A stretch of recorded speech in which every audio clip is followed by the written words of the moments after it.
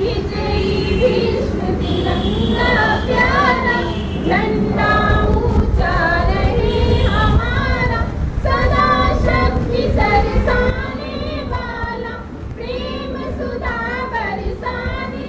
आज Indian national Congress का 137th स्थापना दिवस है और हमारे साथ दिल्ली प्रदेश कांग्रेस के अनिल चौधरी जी हैं। Anil Chaudhary ji, this grand old party has its own reference and relevance in Indian National Congress that we know all about, from freedom struggle to where we are today.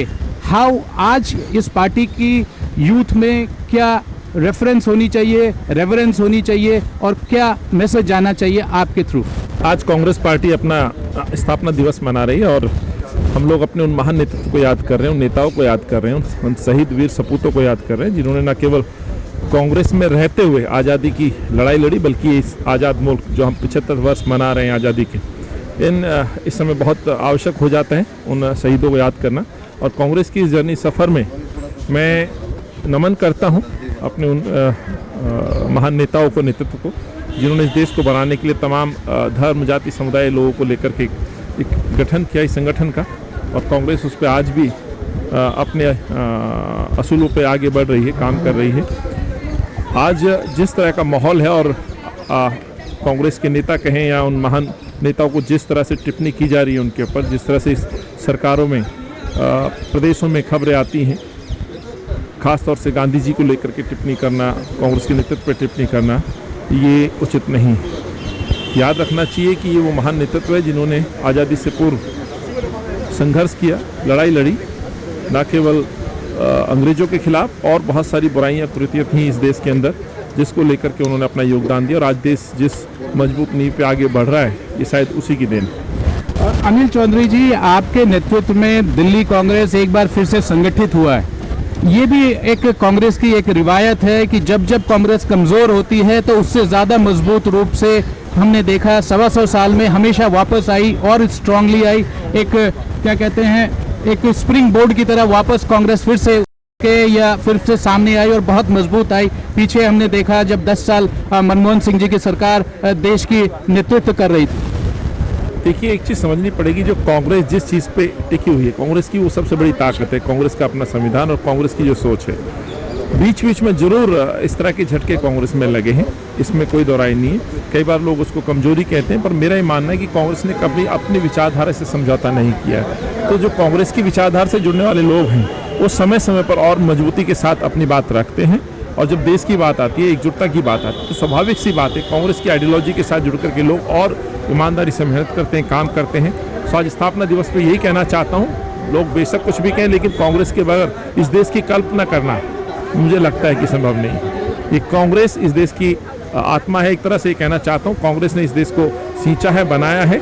और कांग्रेस पर जो लोग इस तरह की टिप्पणी करते हैं, कांग्रेस कमज़ोर हो रही है या कांग्रेस मुक्त जो भारत का कल्पना किया करते थे, तो उनको कहना चाहता हूँ, कांग्रेस मुक्त भारत कभी नहीं हो सकता। कांग्रेस है तो देश है, देश है तो कांग्रेस है, और देश के लिए इस कांग्रेस का जो योगदान है उसको भुलाया नहीं जा सकता। एक आखिरी सवाल आपके लिए, इमीडिएट क्या चैलेंज है? मैं जानता हूं कि दिल्ली में म्यूनिसिपैलिटी का इलेक्शन होना है और आप और आपकी टीम पूरी तरीके से लगी हुई है।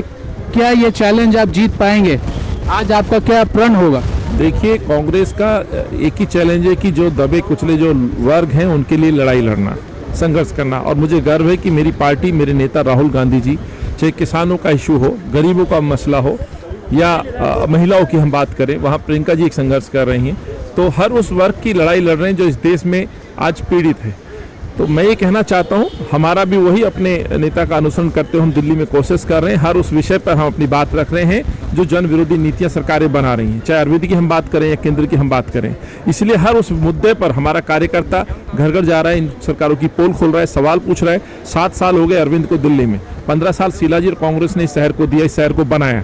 सो आज बहुत आवश्यक है कि उनके द्वारा जो कमिटमेंट किए गए, तो उन कमिटमेंट पे ये सरकारें खरा उतरें, काम करें। और यही पार्टी का ध्येय है, यही कार्यकर्ताओं का ध्येय है। कार्यकर्ता आज भी अपने मोहल्ले में, अपनी कॉलोनी में जब कोई इस तरह का फैसला या कोई इस तरह की स्कीम्स सरकार बनाती है जो जनहित में नहीं है, उसका हम डट कर विरोध कर रहे हैं, मांग कर रहे हैं न्याय की, और ये लड़ाई हमारी निरंतर जारी है। मुझे विश्वास है लोग अब समझ चुके हैं अरविंद के झूठे वादों को, जिस तरह से वो गुमराह करते हैं। प्रदेश के जहां इलेक्शन होने उन प्रदेशों में जाकर के घोषणाएं कर रहे हैं, लेकिन दिल्ली में जवाब नहीं देते हैं। तो हमारा ये संघर्ष जारी रहेगा और हमारा काम है काम करना। चुनौती है, शहर के अंदर संक्रमण फैला, कोविड फेलियर हुआ, सरकारों में पूरी तरह से हाथ खड़े कर दिए, अरविंद ने भगवान भरोसे दिल्ली को छोड़ दिया, लोग तरसते रहे ऑक्सीजन की कमी के लिए, सांसों के लिए तड़पते रहे, बेड के लिए तड़पते रहे, और उस समय कांग्रेस का कार्यकर्ता सड़कों पर मदद के लिए हाथ बढ़ा रहा था, अपनी जान जोखिम में डाल रहा था। सैकड़ों कार्यकर्ता हमारे शहीद हुए हैं।